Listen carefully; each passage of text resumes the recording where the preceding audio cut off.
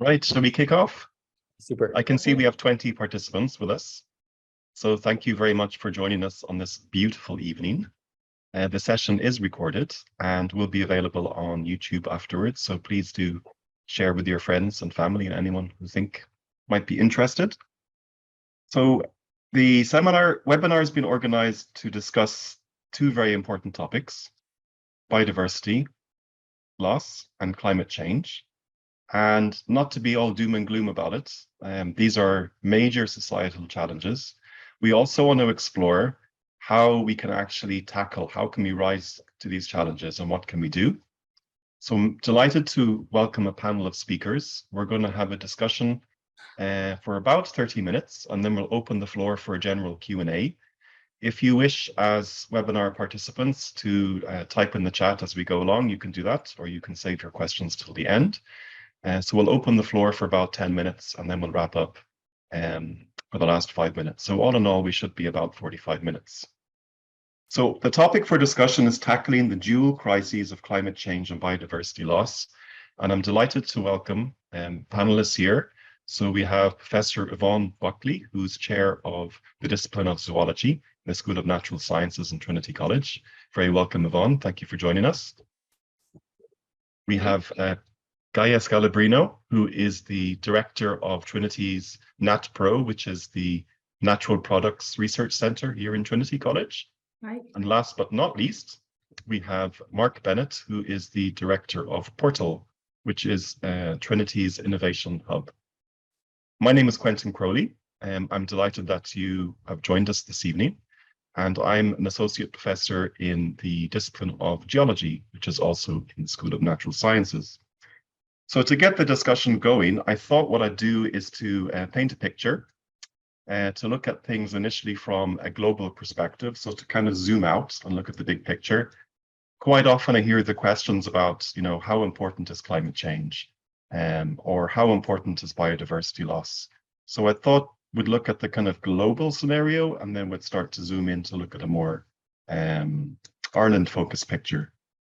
Something caught my attention just last week, actually, very recently. There was a report by the World Meteorological Organization, who recounted that the record for the Earth's hottest year recorded, so the hottest year on record, was set recently in 2016. So that may come as no surprise. However, the report went on to say that there's a very high chance, around 98% probability, that one of the next 5 years, or at least one of the next 5 years, is going to exceed that record. So think about that for a minute. Now, on an evening like this, you might be thinking, isn't a bit of global warming a good thing, and we can get our shorts and t-shirt on and sit out in the garden? So to put this in perspective, we're talking about a long-term global average rise in temperature, okay? And this can have really major, if not catastrophic, effects on the planet. So to name but a few, in terms of the far-reaching consequences of this kind of climate change and global warming, this can threaten things like food security. So the security of a safe and sustainable supply of food. It can affect water management. So there could be water shortages, for instance. This can affect human health directly and indirectly. It can affect ecosystem or environmental health. And last but not least, it can affect biodiversity. So straight away, you can see that there is this link between climate change and biodiversity, and not just in one direction. So that's kind of like a global snapshot of climate change. And if we look at biodiversity, you may have heard of the Intergovernmental Panel on Climate Change, the IPCC. You may not have heard about the Intergovernmental Platform for Biodiversity and Ecosystem Services. So the acronym is IPBES. And a recent report stated that overall, globally, that there is an unprecedented decline globally in biodiversity. And this is the most rapid change that we know of in human history, and it's happening now. This is a big deal. Now, when we think about drivers of biodiversity loss, climate change is up there as one of the main drivers biodiversity loss. So again, you can see that these two challenges are really interlinked. But climate change is not the only driver of biodiversity loss. We also have things like changes in land use, changes in sea use, pollution, the effect that it has on ecosystem health and on organisms, and invasive species, which is also linked with climate change. And this really brings to mind how interlinked these two challenges are. So that's on a global perspective. I'm going to hand over to Yvonne now, and I'm going to ask Yvonne, maybe Yvonne, you can introduce yourself a bit more in depth, tell us something about your research, and maybe a few snippets of information about biodiversity and or climate change in Ireland. Great, thanks, Quentin. Yeah, so my name is Yvonne Buckley. I'm a professor of zoology. I'm an ecologist, so most of my research is concerned with the abundance and distribution of plants and animals on the planet. And a lot of my research is actually focused on the intersection between human influences on the distributions of animals and plants and climate effects as well. So how humans and the climate together determine the pattern of biodiversity that occurs over the planet. And we know that biodiversity and climate are intrinsically linked. So on a very macro level, if we kind of zoom out to the level of the whole planet, the atmosphere of planet Earth was created by living organisms, by plants and the interactions with animals between them. We wouldn't have oxygen without plants, for example. So on a very macro level, our living, our safe living space is basically engineered by biodiversity. And then if we kind of zoom in now to your own patch and think about what's around you in terms of nature, in terms of ecosystems and what it does for you, there's things like water filtration. So water companies are actually saved an awful lot of money and effort by the filtration that occurs in peat bogs and forests and things like that. As water gets filtered through those ecosystems, it doesn't have to be cleaned as much as if it comes, straight out through, from stormwater drains in cities and things like that, where it could pick up a lot of chemicals that then have to be taken out. So these kinds of ecosystem services, like production of food, cleaning of water, pollination of crops is a huge ecosystem service. These things are all mediated by some kind of biodiversity element. So that's the animals, the plants, the insects, the fungi, the bacteria that live in our soils. All of those things are working together in this ecosystem, and they give us benefits that really are very hard to replace, and in some cases absolutely impossible to replace. So from that point of view, as biodiversity is threatened, as we start to degrade biodiversity through things like land use change, deforestation, and overharvesting of wild animals, including fish, and pollution, these things all drive biodiversity degradation. That then also has a knock-on effect onto the ecosystem services or the contributions that nature gives to us for free. And we're actually making life a bit harder for ourselves, or a lot harder for ourselves in some cases, because we can't necessarily replace those ecosystem services easily.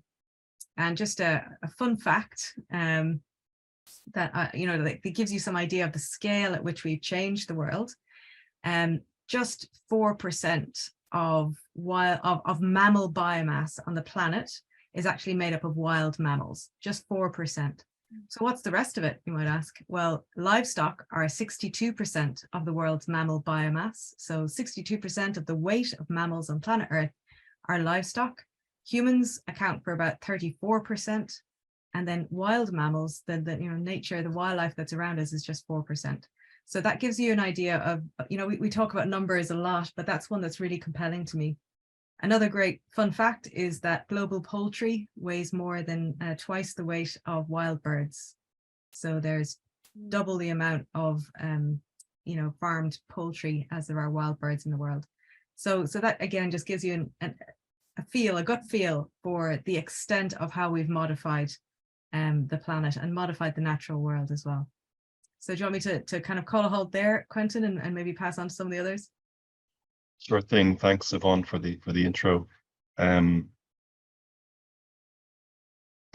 tell us a little bit about your work in the Centre for Natural Products in Trinity. And if you could, I'm thinking about it in the context of these challenges we've just been discussing and an urgent need for society to adapt, you know, and respond to these kinds of challenges. If you could mention something about the research in natural products and how you approach sustainability in general within the centre. Yeah, absolutely. Okay, so actually what I want to start with is a brilliant sentence that yesterday a colleague reminded me. And we were discussing something else, and she said, the creation of the world did not take place once and for all times, but takes place every day. And this is Samuel Beckett. And I really stopped thinking about it again. And I said, yeah, that every day, you know, every day we should be able, the creation of the planet and nourishing that biodiversity rather than, you know, destroying it. And what we should really do every day is tackling this environmental crisis that we have created ourselves.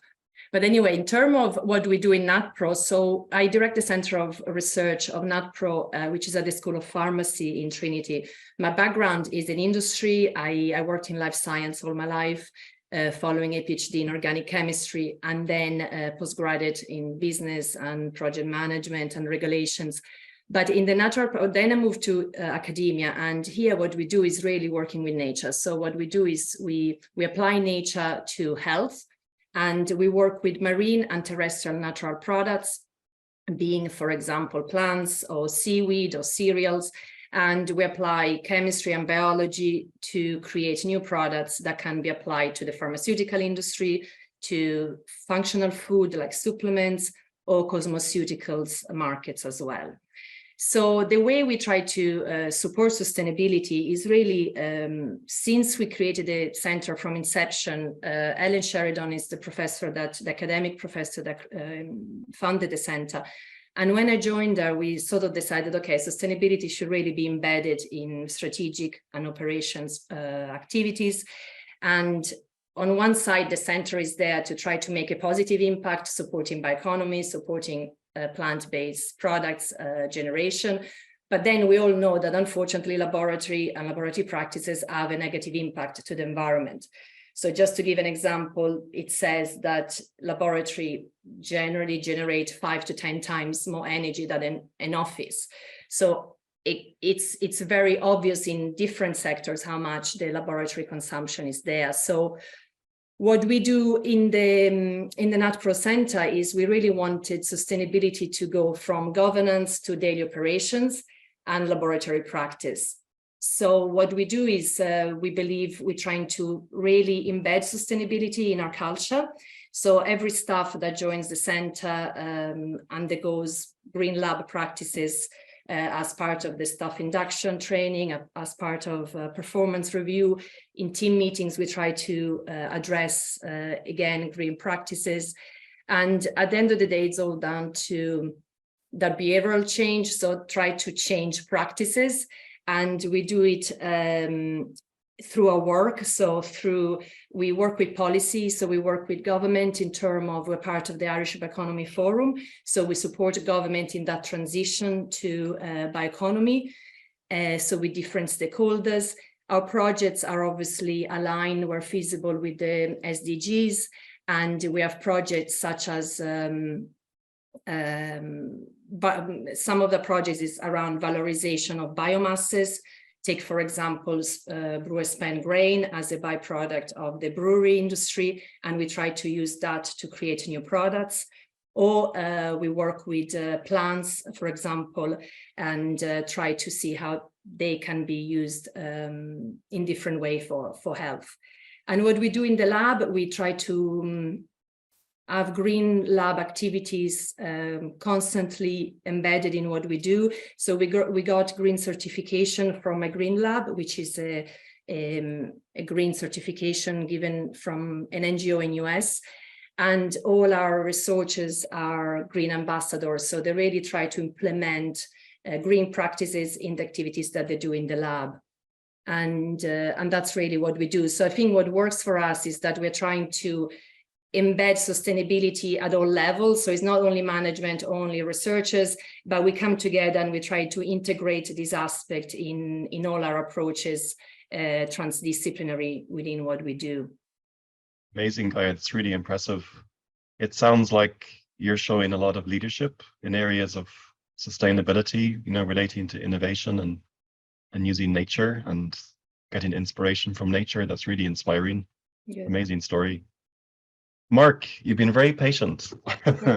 So I introduced you earlier, but perhaps you can refresh everyone's memory about who you are and what you do. And in particular, I suppose Yvonne began the conversation speaking about academic research, and Gaia's moved into this interdisciplinary area between research and enterprise. And perhaps you can explain the concept of Portal and what you hope to achieve with Portal.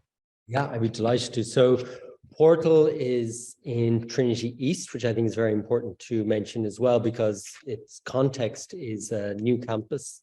Well, Trinity has owned this campus for quite some time, but a new way to approach the campus, which is sustainability first. So a place to, do sustainable things or do the things that we do more sustainably.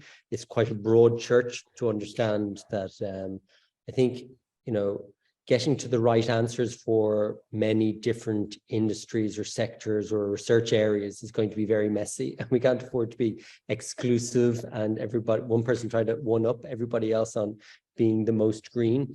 But it is about materiality, and it is about avoiding greenwashing. So essentially the 5.5 acre campus in the Docklands area that Trinity owns will have representation from researchers across the university and its research disciplines to recognize the value, for example, that political science or behavioral economics or business research can have on sustainability and climate change, and that we know many of the technologies that we need. It's the people part is often the problem, or the economics of these things are often the problem. So Portal within that context is a way to mix the different parts of society that need to be brought together. So the different communities, as we might call them. So we have the researcher community, who are working on fixing those societal problems. But we also have the corporate community who have a social contract, as it were, to operate in society and understand increasingly that they have responsibilities, and they really want to get involved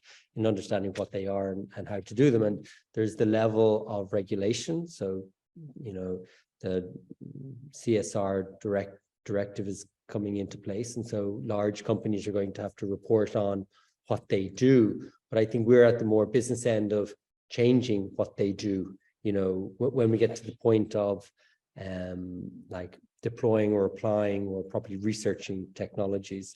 So Portal will have the research body within the university, will approach corporates to be involved.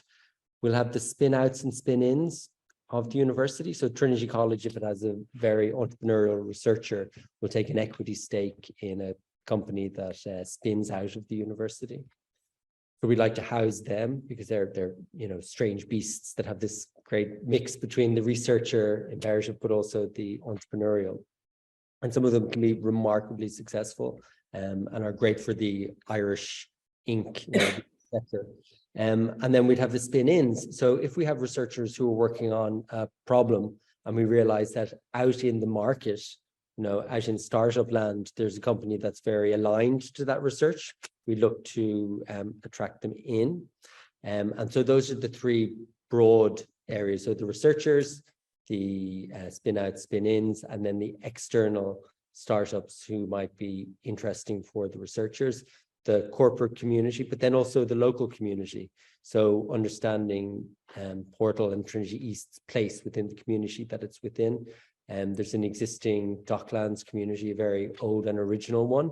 And then there's a new one that comes in with a lot of the tech firms, the law firms and the banks, for example. So that's a very interesting microcosm of different groups of people coming together. So the facility itself will have about 330 desks that people can co-work. So it's quite open. Even people on this call, perhaps who want to experience a bit of Trinity, can join in Portal if they're doing something interesting to the research needs. But we'll also have a public cafe, and certainly we'll have event spaces and be running programming that seeks to be a very open way of engaging with Trinity. So we're very cognizant, I think, here that we have this beautiful campus that does have a wall around it, whereas the new campus down in Trinity East is being built without the wall, certainly for the portal part, the front part of the campus, to really, you know, physically show people that they're very welcome to engage with us. It's really amazing, Mark.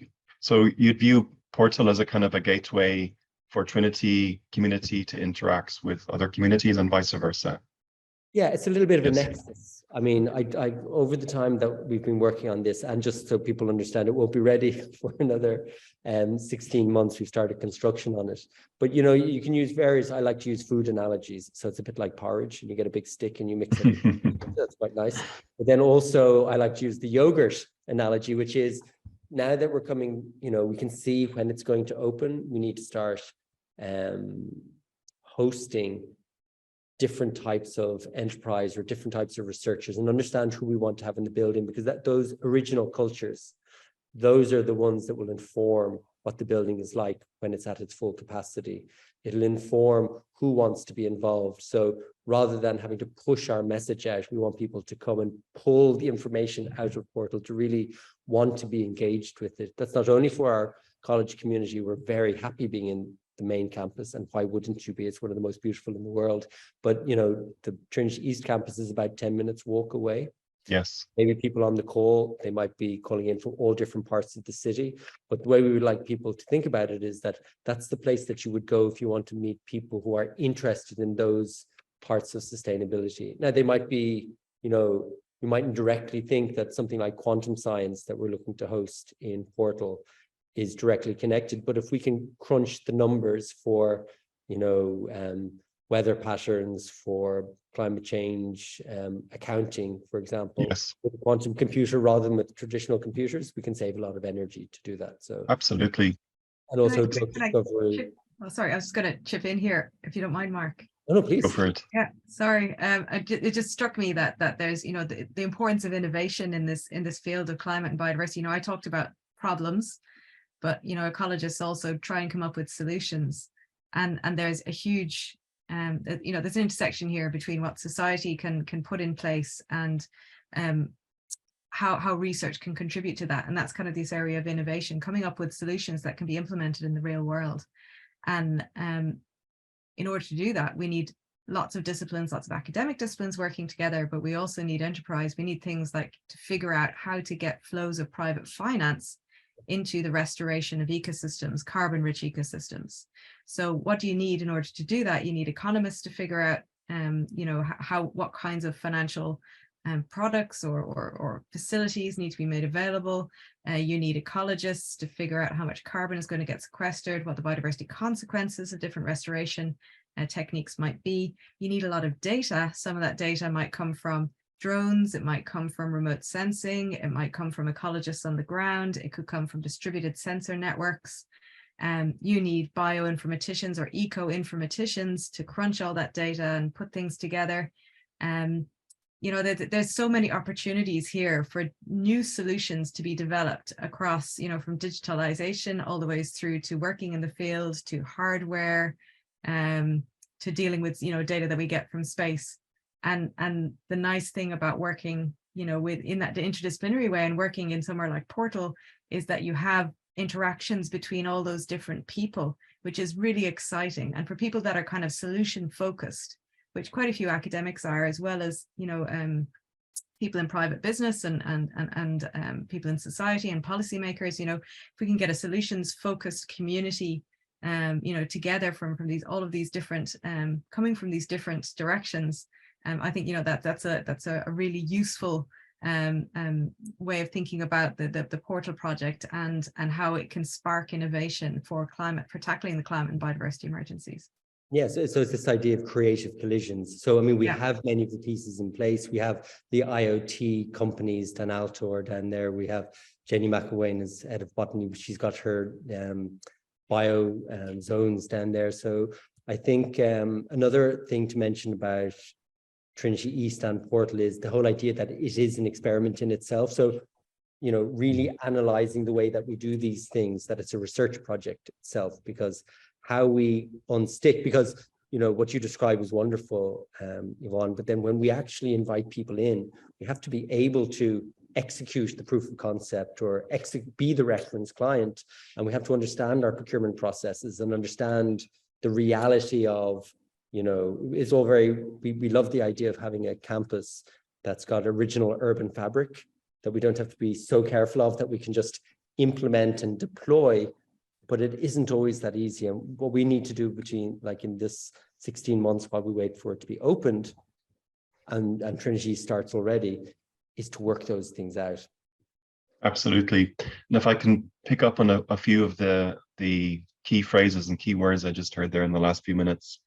So obviously challenges come up a lot, but I've also been hearing opportunities, and it's not to trivialize the magnitude of the challenges, but actually, you know, you mentioned opportunities here. So opportunities to innovate, opportunities to adapt, you know, opportunities to actually try and tackle these compound or synergistic challenges. And I hear a lot about complexity as well, you know, like these are big systems. Natural systems are big systems, and they're very complex systems. And also with us thrown into the mix and what we do and how we alter the planet. And Yvonne mentioned biosphere and the biomass of mammals on the planet, and how we interact with the planet, and how we introduce another dimension of complexity into this. You know, these are really big, grand challenges. And what I'm hearing from you is that, you know, despite these major challenges, there are still opportunities to really innovate and do some very innovative things within several different spaces. And I also hear about diversity, so diversity of communities, diversity of approaches, you know, etc. And Gaia, we were speaking previously. Actually, Quentin, I wanted to add one more point there, which I think is also very relevant, is that you said these are very complex situations that, I mean, that needs to be resolved, and also the need to be cross-sectoral and interdisciplinary, that, as Yvonne said, and all that. And I think one other point that is very important to add to this is that I was recently on a European Commission workshop on bioeconomy, and actually one thing that really came out was the importance of an entrepreneurial mindset. And I thought that was actually, I couldn't agree more, as in I really felt that they were underlining how important is it to have that type of mind that would sort of allow you to, as Yvonne said, being problem solver, and at the same time to be sort of comfortable to feel uncomfortable, and have resilience. And this is a type of approach that I think is very important to have to address those challenges. Absolutely. Entrepreneurial mindset, I think, is key. Yeah, very good. I see one thing, you know, when we talk about complexity, and I think, you know, we are all going to have to learn to embrace complexity, because our lives are going to become more complex, and that's totally different from complication. And I think what happens is, and bureaucracies, we tend to overcomplicate things, and the great entrepreneurial mindset is just push all of that away and say, what are we actually dealing with here? What's the addressable market? And so I think we have to be pro complexity, because that's a reflection of the actual natural world and the challenges that we face, and use things like Portal to reduce the complication. You know, like we have to take the staff that I work with, we have to take the pain of understanding how the procurement is going to work, what the health and safety is going to be, what documents people need to have, what safety procedures, so that they can come in and deploy things and work on things and not be encumbered in some ways by some of the complications that we throw up. Embracing the complexity and uncertainty of the whole, innovation and entrepreneurship. And dialing down the complication for the entrepreneur. Dialing down the complication, Lovely. I see that we have a question in the Q&A, so I'm going to read this out. It's from Jamie, and it refers to what is sometimes called NIMBYism. So Jamie asked the question, how might we best tackle pushback to environmental restoration through NIMBYism, so not in my backyard. For instance, we don't want wind turbines here, we want long grass there. Sectoral special pleading, we do this great thing here, so we're not changing, etc., etc. Would anybody like to comment on that in specifically or in general? Yeah, I might jump in there, and I think education, I would say that as an academic, but education is really important here, where we learn new things about, you know, the things that are around us. So we learn why these changes might be necessary. So the first step is understanding why change might have to occur. The next step is understanding what kinds of changes might be helpful, and the evidence that shows that these changes will actually help. But then there's a huge, and education is very important for that. So that's our bread and butter. That's what we do. And education around those solutions is critical. But there's a huge piece here around fairness and the idea that we need a just transition in these big changes that we're asking people to make around climate action and biodiversity action and joined up climate and biodiversity action. You know, we're asking for probably some of the biggest changes in land use that have occurred, you know, for you know, hundreds of years probably. So we're going to see that coming over the next few decades. There's an awful lot of work that needs to be done around understanding what those changes are, showing the evidence for the benefits of those changes, but then also looking at co-benefits of those changes as well, and saying, you know, it's not only good for climate, it's good for this, that, and the other. But there will be some people who are disadvantaged. There's no doubt about that. And we need to listen to those voices. We need those voices listened to, and we need to engage with them. You're not going to educate your way out of somebody who's upset about having a wind turbine right next to their house. You know, there needs to be just transition mechanisms put in place. If somebody's going to lose income because of a big change they're being asked to do, you know, there needs to be mechanisms put in place for that. And as a society, I mean, we decide what it is that we are going to subsidize and what we're not going to subsidize. And we're currently still subsidizing fossil fuel use.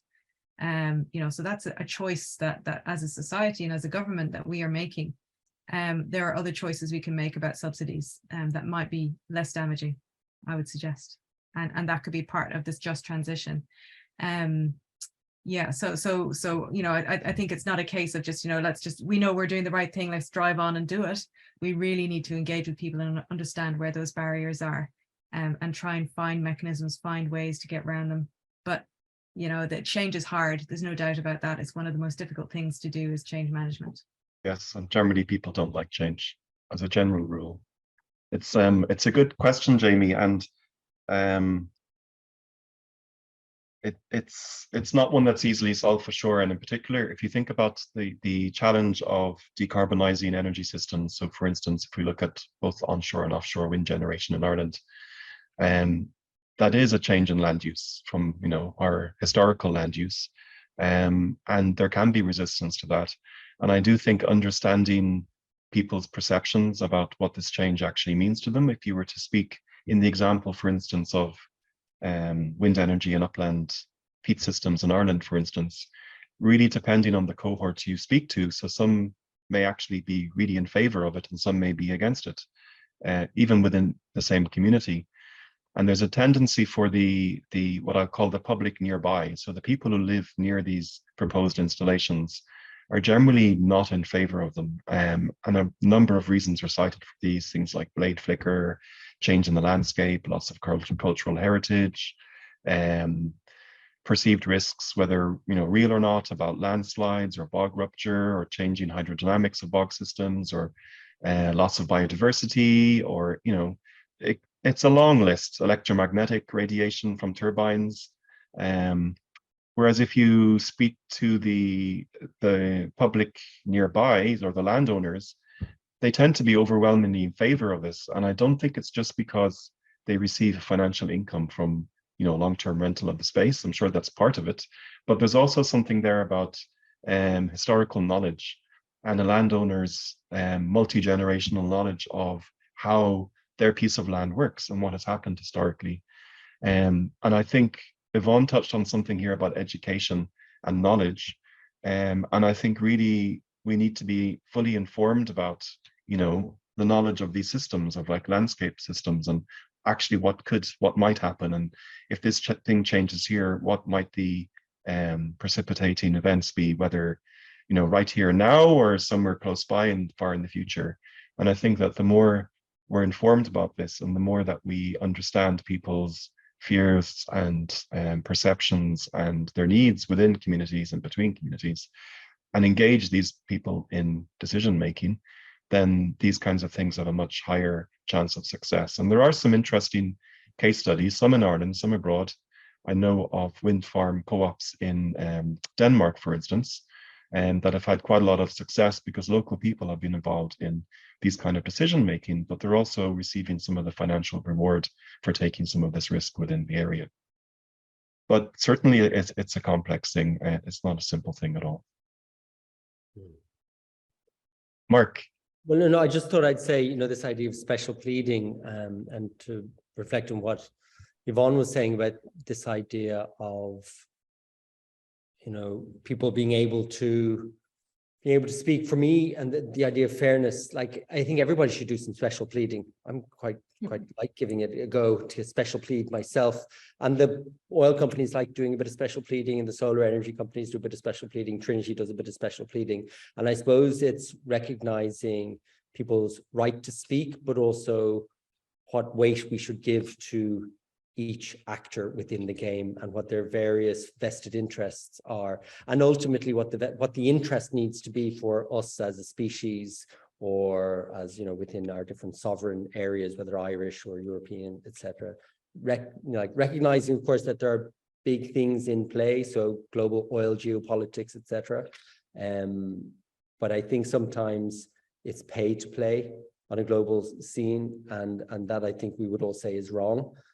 Given that a lot of the people who are going to suffer the most are the people who can least afford to get involved in the conversation. So I suppose then we rely on the UN and other supranational actors. But I think at a more local level, we have the Citizens' Assembly. And I think we've all talked about consultation, and there's nothing worse than having decisions made over your head. I think we all hate that. And, you know, generally the hive mind tends to make better decisions. But going back to what Yvonne said, only if people are well informed. You know, and that's not to be elitist about saying education, whatever. It's just that, like, truth, you know, and materiality, that has to be very easily accessible for people. So I think in Ireland we do a pretty good job, you know, and we do have a lot of NIMBYism, but people have very valid concerns, and there probably are better ways that we could do many of the things that we do. But I think we're still, even as a society, with all the communication channels that we have, we're still only beginning to have the conversations in a grown-up manner, or to have the information presented in a digestible format. So I think, for example, the CSR directive will at least make all of the impacts of the corporate sector, for example, intelligible across the board. So I think things will get better in the future. I just wanted to throw in one more thing, which is that, you know, people's preferences can change. And we've seen that with the long grass example is a great one. You know, no mow May. We're coming to the end of no mow May now. I hope everyone's been seeing lots more wildflowers and, you know, long grass and things like that around the place. You know, there's certain people who still think it looks untidy and unkept and all that kind of stuff. But I think more and more people now are recognizing the beauty in those semi-wild spaces, you know, those meadows that we've seen appear. And it takes a change of mindset to see beauty where previously you might have seen wasteland. And bogs are another example where, you know, they would have been seen as bleak and you know, not having much of interest in them, being wastelands. And when you start to get into the beauty of bogs and the species that inhabit them, you know, you can change your mindset. So there's now, you know, some lovely walking tracks, you know, and boardwalks through bogs that really bring people up close to some of the fabulous species that occur there. And you start to see that filtering then into the general consciousness. So I think being able to see beauty where previously you didn't it gives me hope that you know, people's preferences can change, and you know, perhaps you know, that even on a larger scale we can start to have some of those changes in our mindsets. But it's going to take mindset changes, it's going to take all kinds of changes in order to get to where we need to be to prevent devastating climate and biodiversity loss. Thank you for that. I'm going to wrap up because this seems like a nice positive note to finish on. I'm going to say a few things about a course. If the discussion here has been of interest to you, you might be interested to know that Trinity, through Tangent and Trinity, have run a postgraduate certificate in climate entrepreneurship for 2 years. And this is something which is funded through the Higher Education Springboard Plus scheme. I won't say much more than that, other than keep an eye on the Springboard Plus website. The applications for the forthcoming academic year are not open, and the names of courses are not yet released, but I'm told that they will be soon. So keep an eye on the HEA Springboard Plus portal to have a look at the full list of courses which are going to be released there shortly. And if there's something there that really interests you, I'm sure there are going to be many courses related to climate change, biodiversity loss, and how we can tackle these crises. This is a really great opportunity to engage, to gain some new knowledge, to meet with other people within a network. And I do see a question from Samantha here, which says, could you please confirm it's definitely going ahead? Actually, Samantha, I know as much as you, so I can't answer that. All I can say is keep an eye on the HEA Springboard Plus website, the portal, and I'm told in the coming weeks it's going to be updated and applications will open, and there'll be a full list of available courses there. So I want to thank the panelists for their time on this beautiful evening. Thank you so much. And thank you to all of you. There's another question from somebody, and it's quite a long one. So we obviously invested time in asking it. So okay, thank you for pointing that out. Education of biodiversity loss, entrepreneurship, climate change at secondary primary school is currently adequate, and is it needed? Is it worth investing resources to make systemic change to the curriculum? Or do you think investing in other initiatives would give quicker and more effective results for increasing public responsibility for climate change and biodiversity loss? Great question or questions. We've got a couple of minutes. I'll say very quickly, have a look at ikc3.ie.